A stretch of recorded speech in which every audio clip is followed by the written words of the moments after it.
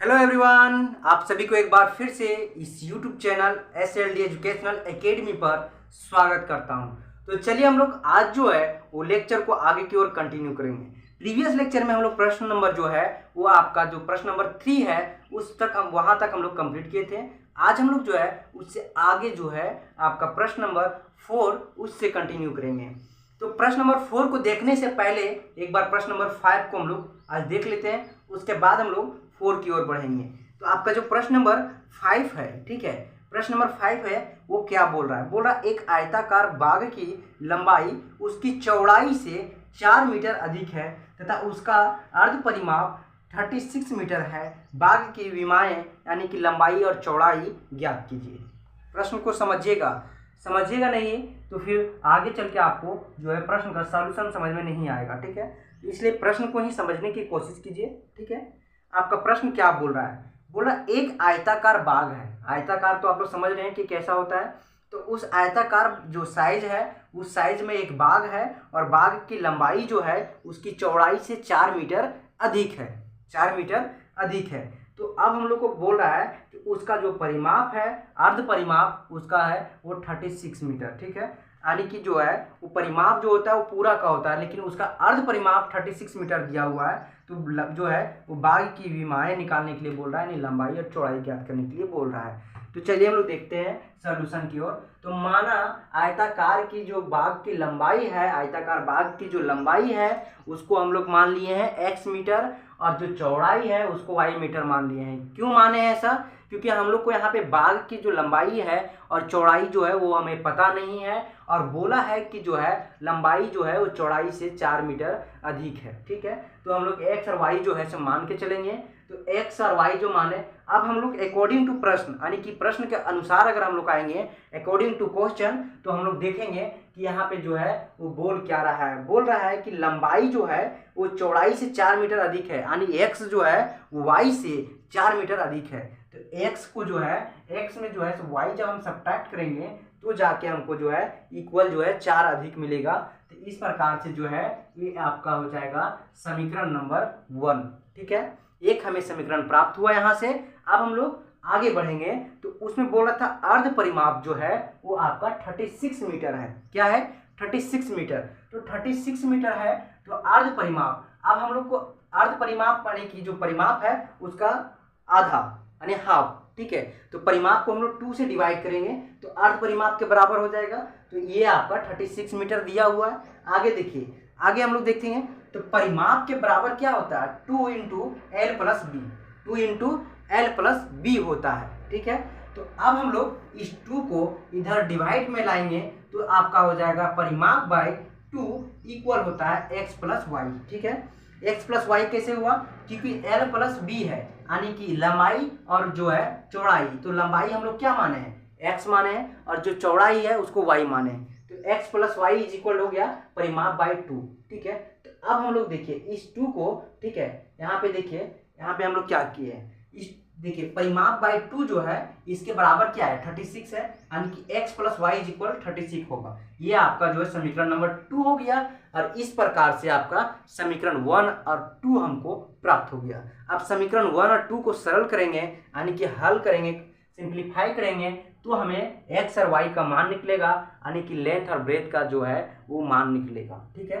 तो हम लोग देखते हैं समीकरण 1 से। समीकरण 1 है आपका, समीकरण 1 जो है ये है आपका समीकरण 1। यहाँ से हम लोग देखेंगे तो x minus Y is equal 4 आता है, ठीक। अब x minus Y is equal 4 है तो अब हम लोग x का अगर वेरिएबल का मान निकालेंगे तो निकलेगा y प्लस 4 प्लस वाई, ठीक है। अब इसको जो है समीकरण 3 मान लेते हैं। अब समीकरण 3 का जो मान है उसको हम लोग समीकरण 2 में रखेंगे तो यहाँ पे देखिए x के जगह पे x प्लस वाई पुट होगा और यहाँ पे y ऑलरेडी था तो यहाँ पे इक्वल 36 हो गया।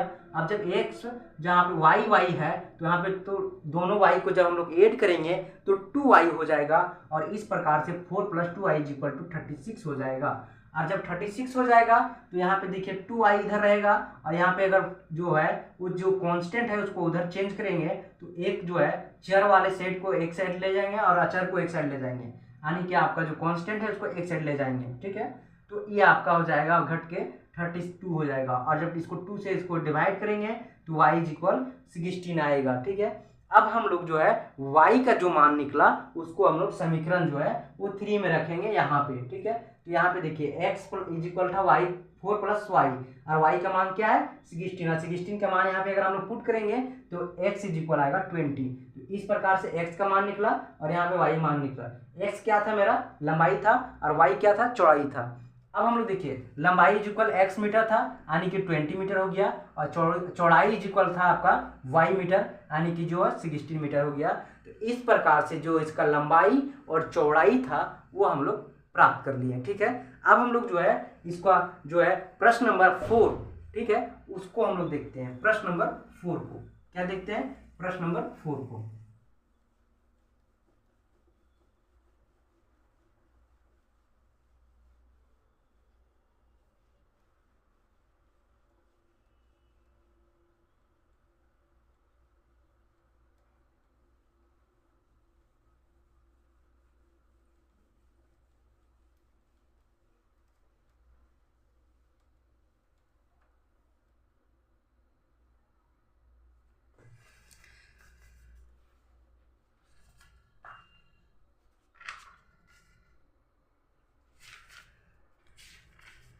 प्रश्न नंबर 4 को देखेंगे दोस्तों।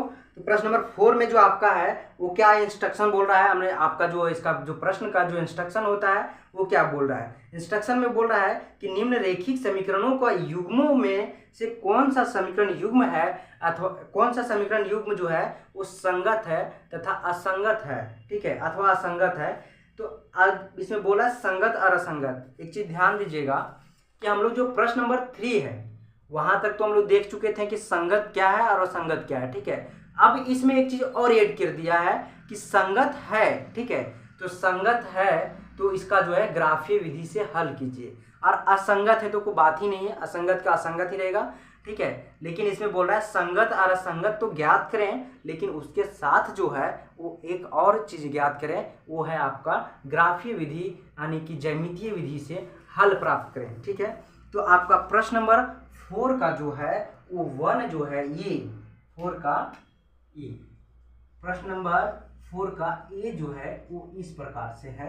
बोल रहा है कि x plus Y is equal 5 है और दूसरा 2x प्लस 2y इक्वल जो है वो 10 है। ये आपका दो समीकरण दिया हुआ है। ठीक है, अब इस दो समीकरण से हमको ये प्राप्त करना है कि ये प्रतिच्छेद करती रेखा है, संपाती है या समांतर है। अगर संपाती समांतर होगा, ठीक है, अगर संपाती और जो है वो प्रतिच्छेद रेखा होगा तो संगत होगा, और समांतर होगा तो असंगत होगा। फिर अब हम लोग संगत यदि निकलता है तो वहां से हम लोग ग्राफीय विधि से हल करेंगे। यदि असंगत निकलेगा यानी समांतर निकलेगा तो हम लोग जो है उसको कोई हल नहीं करेंगे, सिर्फ वहां तक हम लोग दिखा देंगे। तो चलिए बहुत ही पेशेंस के साथ आप लोग लेक्चर में बने रहें, और अगर आप लोग इस वीडियो में नए हैं तो आप लोग से एक अनुरोध है कि आप लोग जो है इस चैनल को सब्सक्राइब कर लें और बेल आइकन को प्रेस कर लें। ठीक है, तो पेशेंस के साथ आप लोग जो है सो बने रहें एंड तक। ठीक है, आप लोग को जो है थोड़ा सा भी बोरिंग होने नहीं देंगे।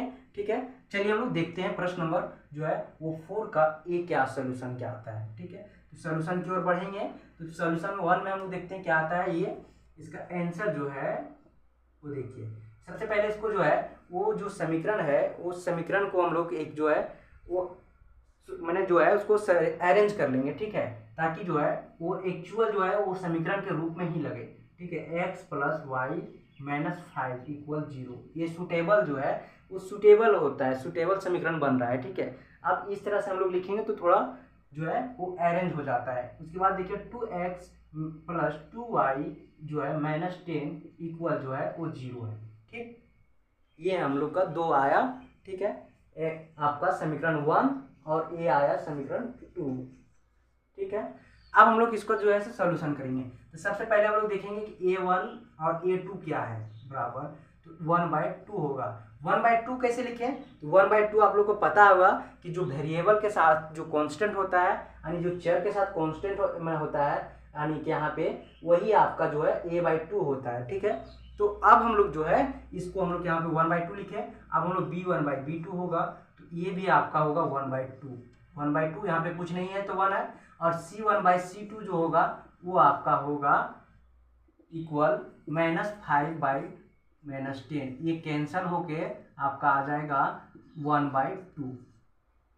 ठीक है।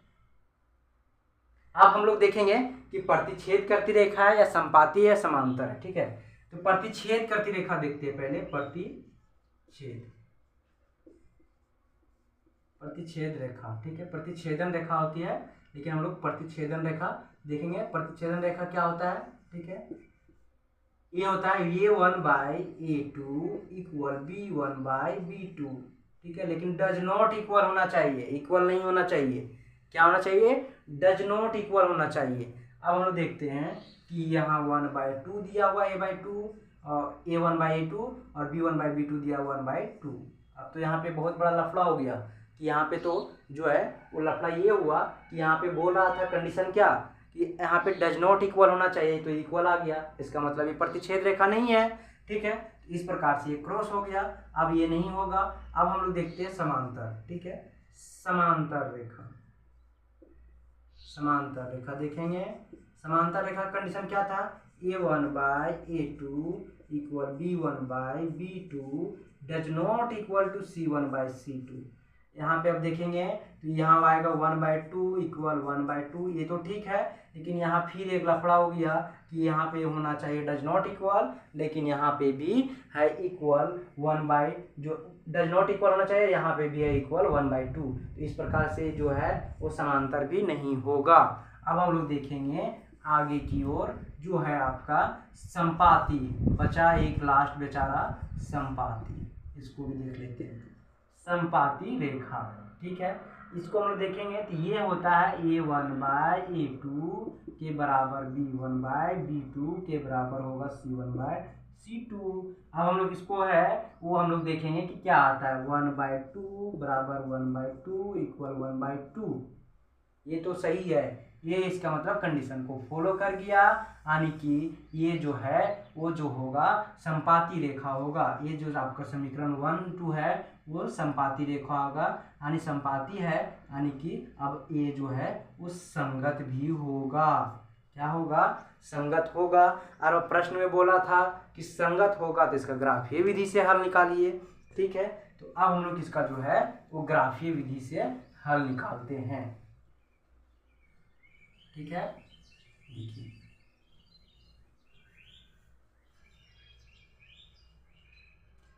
यहाँ पे हुआ क्या? हुआ ये आपका संपाती रेखा। ठीक है, संपाती रेखा। अब जो है संपाती रेखा है, यानी कि संगत है, संगत है। ठीक है, अब इसको जो है ग्राफीय विधि से हल करना है। तो उससे पहले जो है हम लोग को क्या निकालना होगा? वेरिएबल का मान निकालना होगा, यानी कि जो चर है आपका एक्स वाई, उसका हम लोग को जो है वो हल प्राप्त करेंगे, तभी तो ग्राफ के रूप में रिप्रेजेंट करेंगे। तो सबसे पहले हम लोग समीकरण 1 को लेंगे। X plus Y is equal क्या है? 5 है। अब यहाँ पे हम लोग एक्स इज इक्वल देखेंगे तो 5 माइनस वाई होता है। ठीक है, अब हम लोग यहाँ पे एक बॉक्स बनाएंगे। ये आपका हो जाएगा समीकरण 1 का बॉक्स, एक्स और वाई। ठीक है, ये हो गया समीकरण 1 का। फिर यहाँ पे जो है अब हम लोग देखेंगे कि जो है x का मान अगर यहाँ पे देखिए y का मान अगर हम लोग 0 रखते हैं तो x का मान जो है 5 आता है। अगर यहाँ पे y का मान हम लोग को यहाँ पे अगर हम लोग जो है वो 1 रखते हैं तो x का मान जो है वो हम लोग को 4 आता है। ठीक है, अब इसी प्रकार जो आपका समीकरण 2 है 2x minus plus 2y equal जो है वो 10 है। ठीक है, तो यहाँ पे हम लोग जब लेंगे तो x का मान अगर हम लोग निकालेंगे तो यहाँ पे वो 10 माइनस 2y और x इज इक्वल हो जाएगा 10 माइनस 2y/2।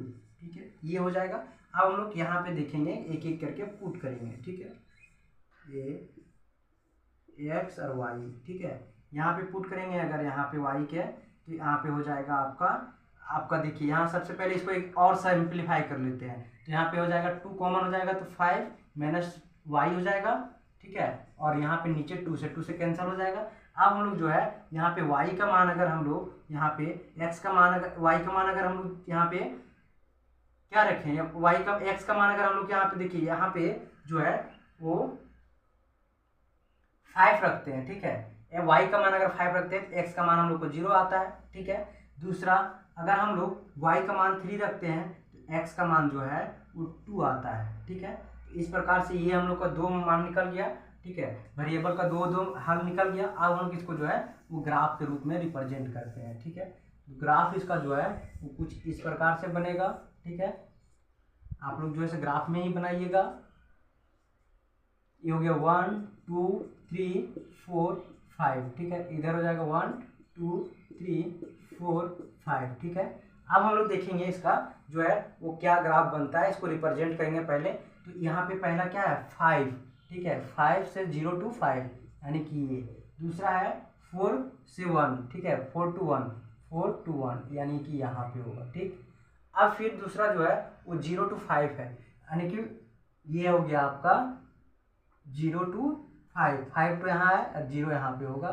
ठीक है, और उसके बाद है 2 से 3 तक, मैंने 2 से 3 तक, तो 2 हो जाएगा यहाँ पे और जो है 3 हो जाएगा यहाँ पे। ठीक है, तो इस प्रकार से जो है ये हम लोग इसका जो ग्राफ बनेगा वो एक संपाती ग्राफ बनेगा, यानी कि जो है ये आपका कुछ इस प्रकार से आपका जो है एक ही लाइन पे दोनों रेखाएं जो है वो रहेगा। ठीक है ना, एक ही जो है एक ही पॉइंट पे जो है दोनों रेखाएं बनेगा, तो जो आके जो है वो संपाती रेखा होता है। हम लोग पहले भी पढ़ रखे हैं। ठीक है, इस प्रकार से ये जो है इसका जो समीकरण हुआ x plus Y is equal 5 और एक जो है 2x plus 2y is equal 10।